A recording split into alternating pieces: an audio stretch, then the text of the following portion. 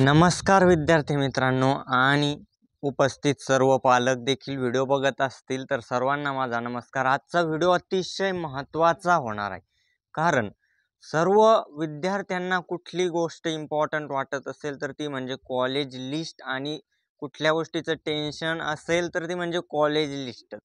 कॉलेजेसची लिस्टच मिळत नाही काही विद्यार्थ्यांना, किंवा मिळाली तर त्यातील नेमकं कुठले कॉलेजेस चूज करायचे, कसे काय, किंवा त्या बाबतीत जास्त माहिती मिळत नाहीये। तर त्यासाठीच हा व्हिडिओ मी बनवलेला आहे खास करून। यामध्ये तुम्हाला काय प्रोव्हाइड करणार आहे, मी बेस्ट कॉलेजेसची एक लिस्ट प्रोव्हाइड करणार, सोबतच त्यांची फी स्ट्रक्चर देखील, म्हणजे कुठल्या कॉलेजची किती फीज आहे ओपन कॅटेगरीसाठी, त्यानंतर तिचा कट ऑफ वगैरे तर सांगणारच। डेफिनेटली कॉलेज लिस्ट म्हटल्यावर कट ऑफ येतोच, परंतु त्याची कॅटेगरी वाईज देखील फी किती आहे आणि याचा डिफरन्स किती, त्यानंतर प्लेसमेंटच्या हिशोबाने कुठले कॉलेजेस बेस्ट राहतील हे देखील आपण या व्हिडिओमध्ये डिस्कस करणार। म्हणजेच हा व्हिडिओ अतिशय इम्पॉर्टंट राहणार आहे आणि व्हिडिओच्या शेवटपर्यंत, व्हिडिओ संपेपर्यंत तुमची कॉलेजची लिस्ट प्रिपेअर झाली पाहिजे, ह्या हिशोबाने मी तुम्हाला आज मार्गदर्शन करणार आहे। तर सर्वात पहिला मुद्दा म्हणजे CSIT AIML। AIML साठी विद्यार्थ्यांना कॉलेजेस पाहिजे आहेत, अशी एक काही विद्यार्थ्यांची म्हणजे आहे प्रश्न की AIML साठी बेस्ट कॉलेजेस आणि ते पण पुण्यातील कुठले। तर हे बघा, माझ्याकडे एक लिस्ट आहे, ती लिस्ट तुम्हाला मी स्क्रीनवरती देखील बघा तुम्हाला शेअर करतो, दिसत असेल तर त्यामध्ये टोटल साधारणतः 9 कॉलेजेस आहेत पुण्यातील, जे की बेस्ट कॉलेजेस आहेत AIML या ब्रांचसाठी। म्हणजे त्या कॉलेजेसमध्ये AIMLच्या ब्रांचेस नवीन ओपन झालेल्या आहेत।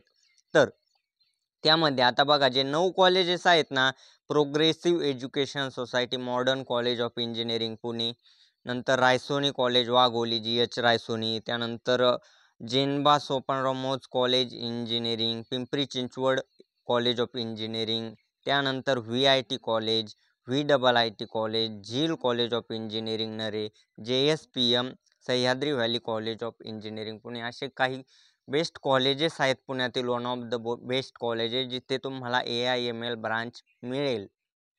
परंतु आता हे जे लिस्ट मध्ये 9 कॉलेजेस दिसत आहे, त्याचा प्रेफरन्स कसा द्यायचा, कुठल्या कॉलेजला प्रायोरिटी टॉप द्यायची हे तुम्ही ठरवायचं आहे का?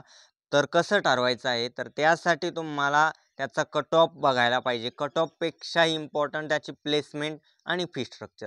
आता काहींचं फीजचा इश्यू असेल तर फी स्ट्रक्चरनुसार किंवा फीजनुसार कॉलेजेस तुम्ही खालीवर करू शकता। आता महत्त्वाचा मुद्दा म्हणजे कॉलेजेसची फीज कुठून माहिती करून घ्यायची। आता जर वेबसाईटवर गेलं तर प्रत्येक कॉलेजची तुम्ही फीज बघणार का, खूप वेळ जाईल त्यासाठी।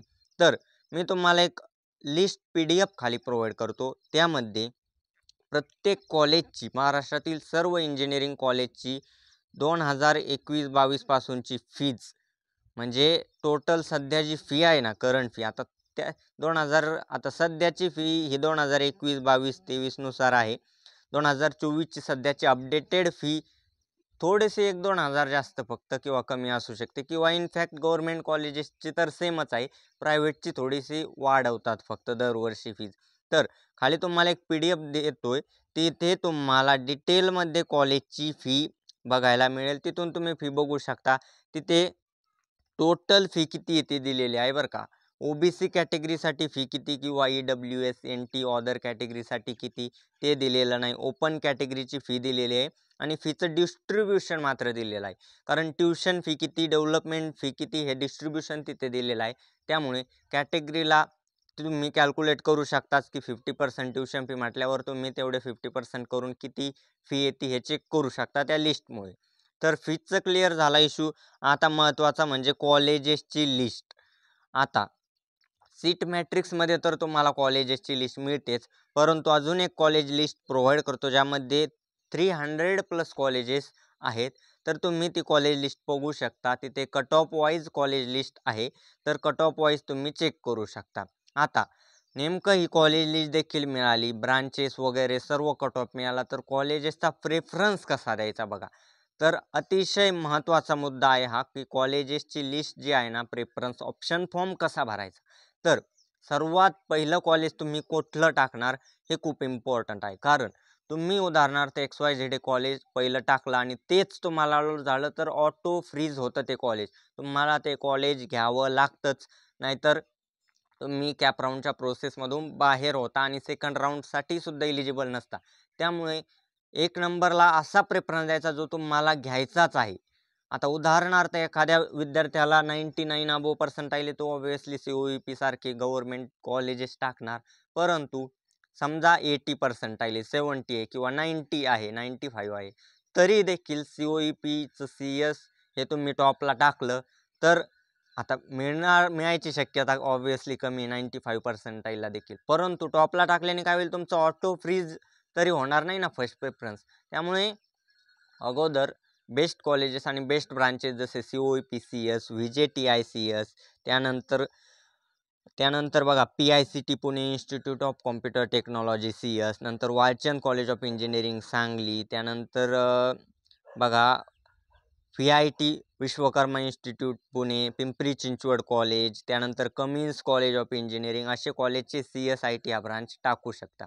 आता उदाहरणार्थ एखाद्या विद्यार्थ्याला CSIT पेक्षा सिव्हिलमध्ये जास्त इंटरेस्ट आहे, त्याला सिव्हिल घ्यायची फिक्स आहे, तर तो टाकू शकतो एक नंबरला COEP सिव्हिल. पण तुम्हाला जर सिव्हिल वगैरे पाहिजेच नसेल तर CSITचे कॉलेजेस अगोदर टाकून घ्या. लिस्ट तुम्हाला खाली प्रोव्हाइड करतो, स्क्रीनवरती देखील बेस्ट कॉलेजेस दिसत असतील, तर त्यानुसार तुम्ही ते कॉलेजेस टाका. तर ठीक आहे, इथपर्यंत लक्षात आलं. त्यानंतर आता आपल्यालाच उदाहरणार्थ एक 85 पर्सेंटाइल आहेत, तर त्यासाठी कॉलेजेस कुठले टाकायचे? कारण वरचे आपण जेवढे काही आत्ता नाव बघितले ते कॉलेजेस मिळण्याची तर शक्यता खूपच कमी. तर पर्सेंटाइल वाईज कॉलेज जे लिस्ट खाली टाकणार ना तुम्ही, की समजा आता 85 पर्सेंटाइल आहेत, तर 85 पर्सेंटाइलला बघा लिस्टमध्ये मला दिसतंय साधारण कट ऑफ असलेले कॉलेजेस दिसतात इथे, जसं की Bharati Vidyapeeth college of engineering, त्यानंतर GH Raisoni Wagholi, Indira college Navi Mumbai, Sinhagad technical institute, विद्या प्रतिष्ठान बारामती, असे 85च्या अराउंडचे कॉलेजेस आहेत.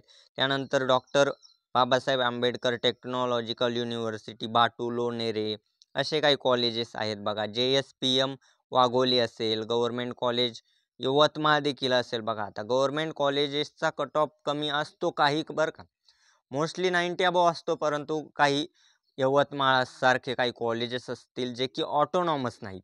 आता ऑटोनॉमस आणि नॉन ऑटोनॉमसमध्ये बदल आहे, जो की युनिव्हर्सिटीचा. नॉन ऑटोनॉमस कॉलेज म्हटल्यावर की युनिव्हर्सिटीचे पेपर असतात आणि ऑटोनॉमस म्हणजे त्याच कॉलेजमध्ये पेपर डिझाईन केले जातात. मग थोडाफार सिलेबस वगैरे चेंज असतो. ऑटोनॉमस कॉलेज दरवेळेस कॉलेज अपडेट करत राहतं सिलेबस. तसं नॉन ऑटोनॉमस कॉलेज युनिव्हर्सिटी जो सिलेबस देईल तोच सिलेबस घ्यावा लागतो, त्यावरतीच पेपर द्यावे लागतात. असे काही इश्यूज असतात, काही डिफरन्सेस असतात, फीज बाबतीत डिफरन्सेस असतात. जसं की ऑटोनॉमस कॉलेजची फीस थोडीशी जास्त असते कंपेअर टू नॉन ऑटोनॉमस. जर प्लेसमेंट म्हटलं तर ऑटोनॉमसची प्लेसमेंट जराशी चांगली असते कंपेअर टू नॉन ऑटोनॉमस. काही एक्सेप्शन देखील आहेत त्याच्यात, जे युनिव्हर्सिटी अंतर्गत जरी असले, परंतु बेस्ट कॉलेजेस आहेत. नॉन ऑटोनॉमस सुद्धा काही कॉलेजेस भरपूर असे आहेत की जे प्लेसमेंट चांगल्या देतात.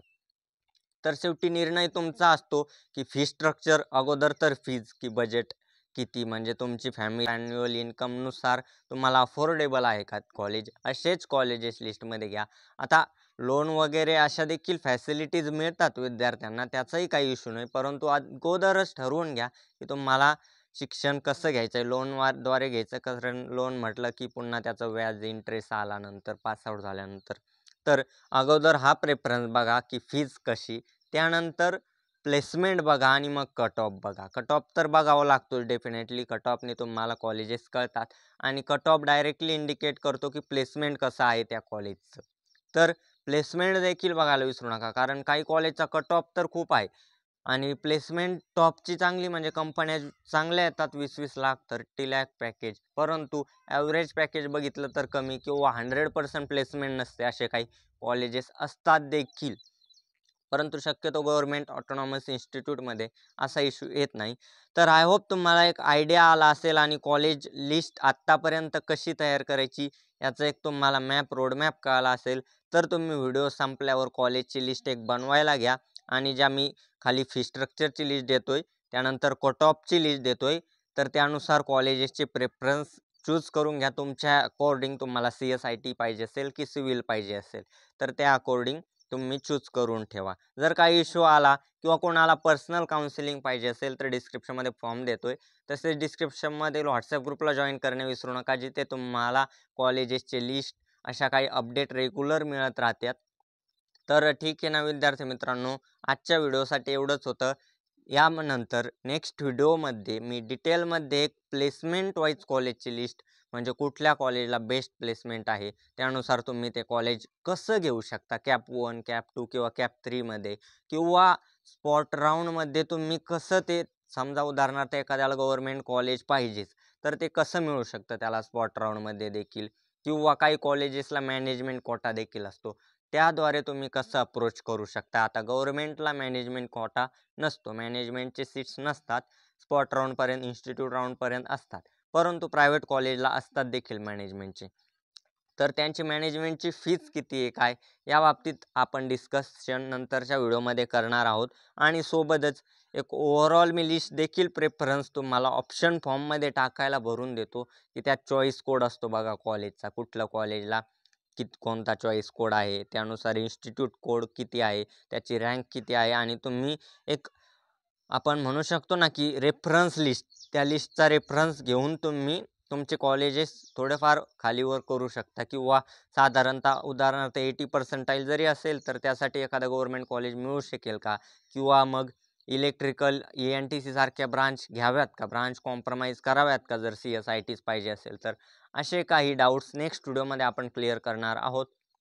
ह्या व्हिडिओमध्ये तुम्हाला आय होप एक एक लिस्ट तरी बनवणं शक्य होईल. आता तुम्हाला जर कोणाला डाऊट असेल तर डिस्क्रिप्शनमध्ये व्हॉट्सॲप ग्रुप जॉईन करणे विसरू नका, तिथे तुम्ही तुमचे डाऊट्स विचारू शकता. तर ठीक आहे विद्यार्थी मित्रांनो, भेटूया नेक्स्ट व्हिडिओमध्ये. तोपर्यंत wish you all the best. Thank you.